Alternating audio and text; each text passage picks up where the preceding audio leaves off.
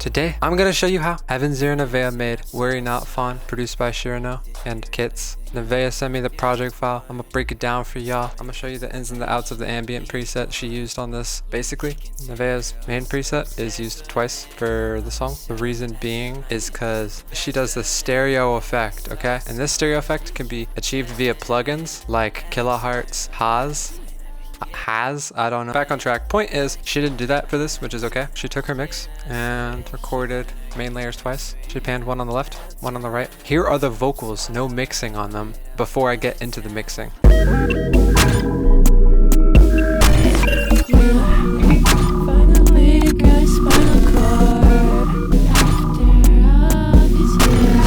Main vocal consists of EQ. Why is this so big? Oh my god. Afterwards, autotune, multi-band compression, compressor, Soundgoodizer, which I actually don't use Soundgoodizer. I highly recommend instead of using Soundgoodizer, you use Fruity Maximus because this allows you to control each individual band and allows more customizability and it sounds better, okay? I used all the big words. If you click presets, I'm assuming you can't see this because my OBS button sucks, but if you click presets, see A, B, C, D, those are the Soundgoodizer presets, like 1-to-1 because Soundgoodizer is built off of Maximus. That's one thing I would highly invest you at least check out once. Afterwards, Fruity Limiter, Noise Gate, a bit of compression. After that, we have another compressor just to help out the sound overall. After all this, there's a de-esser. The de-esser in specific that I am using is the FabFilter Pro de-esser, which is paid for, but if you do not have it, you can try researching Tokyo Dawn's TDR Nova EQ, as it works perfectly for this. Thank you so much, because I didn't know any good free ones. Afterwards, we have a multi-band compressor called OTT, which is made by the people who made Serum, which this is free, and I will link it in the description in case you are interested in checking out the product. Well, I guess it's not a product, but you know what I mean. It's like, it's free. There's no like, you don't even need to sign up to anything and you can get it. But just a quick rundown to anybody who does not understand OTT. It dynamically adds more tonal structure and non-excessive sharps, but at the same time, excessive sharps, if I'm using the right words. And if you have no idea what I'm saying, then whatever, Brad doesn't even fucking... Anyways, look, point is, all you really have to worry about is the depth knob. The bands here, you can control. This is high, medium, low. This controls the overall mix, like the overall, like how much of it is being used. Even if you add it, you can add a very slight amount or you can add a lot. It's very versatile.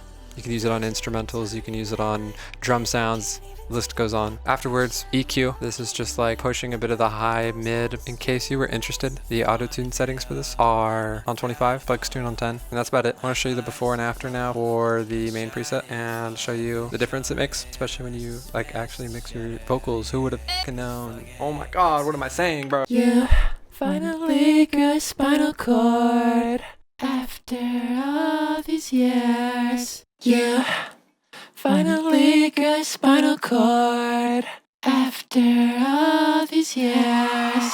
Alright, listen, you get the point though. That's what matters most in life. So the main preset effect is carried out into another part of the track, which I will quickly go over, just so there's no more hiccups along the road for me while recording this. It's the same preset, except we're using this as backing vocals now, and they're panned 100% to the left and right, compared to the main, which is panned 15-50, so... Worry not Fawn. The main preset is almost completely carried over to the layer. Only difference here is there's no OTT. Then we connect the layer into a FX root, another EQ. Then afterwards, there's some bit crush added with effector. There's a stereo shaper, but it's been muted. So I don't know, it's just gonna sit there. This is muted right here, okay? Reason being, it's because this reverb's here. But if you have FabFilter, just switch them around, okay? But they're both here and they're in all the presets. So, you know, you can download whichever. Afterwards, boosted a lot of the high end. Then the FX root has a delay. And then this is on a low feedback though, so you're not really going to hear a whole lot of it. Then the wet's on about 60%. The delay's like a quick echo effect. It's nothing that'll really take over the mix or really be consistent. Yeah.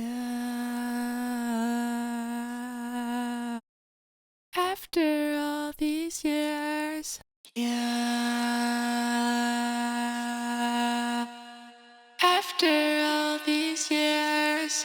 Now we have this Adlib preset, and the FX root for this has a reverb burst again. Next up we have the Adlib preset, which is on obviously the best inserts possible. This just roots into an FX root again, and this has once again reverb, convolver. These are the settings for it. Then there's a spreader, which is a part of the new FL Studio plugins they've released. That is the Adlib preset. Now this is the main Adlib layer. It's got a lot of what was already in the other presets. Only difference is there's a fast distortion. The distortion plugins here just to add more more warmth and saturation to the vocal mix. Afterwards, it goes into another FX route, which has, once again, delay. After adding the delay, there's a bit of a convolver, high ends boost a little bit. That's basically the whole preset. I want to play you the song with no mixing, and then play it with mixing with the outro. You get the deal. Preset will be in the description, and once again, shout out Heavn0nevaeh, and thank you, Nevaeh, for lending me your project file.